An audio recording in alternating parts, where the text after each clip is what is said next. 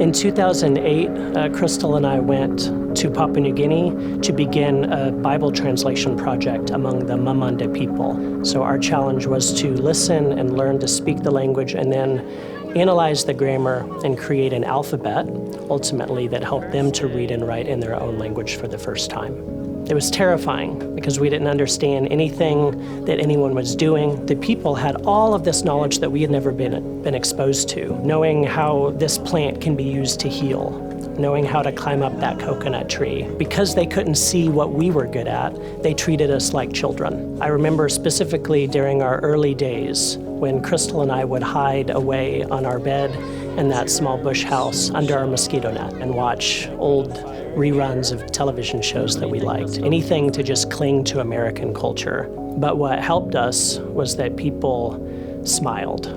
They asked our name, embraced us. They even built a bush house for us. So because they showed with their body language that they cared, that they wanted us there, it overcame those language barriers.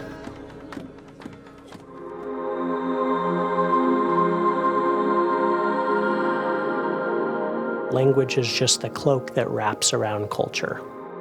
The only reason that you learn a language is because you have someone you want to speak to. When refugees come to Amarillo, the language barrier is at the top of their mind.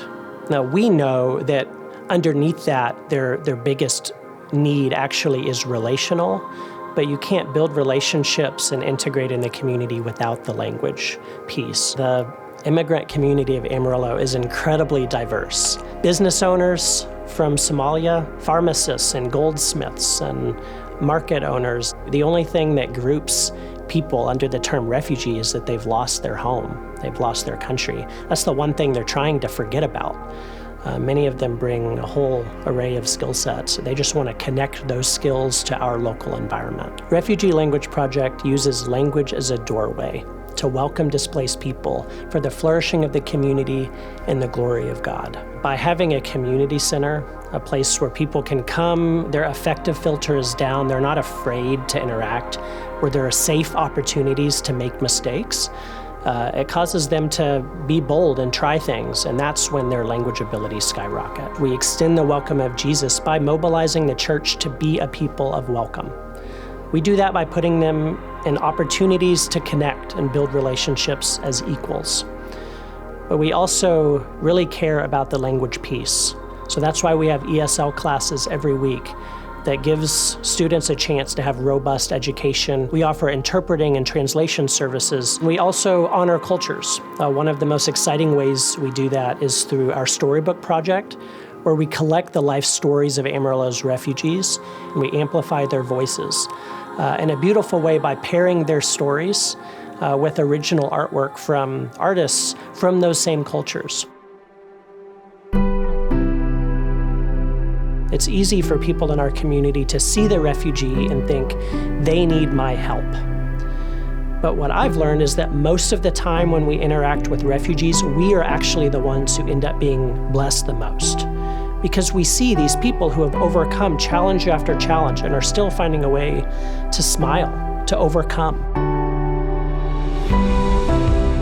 Each time a new relationship like that is sparked, it sets both people on a journey of change. Maybe the refugee now has access to a friend, a cultural insider who they can ask questions about. Why did this happen at school? Why did this happen at work?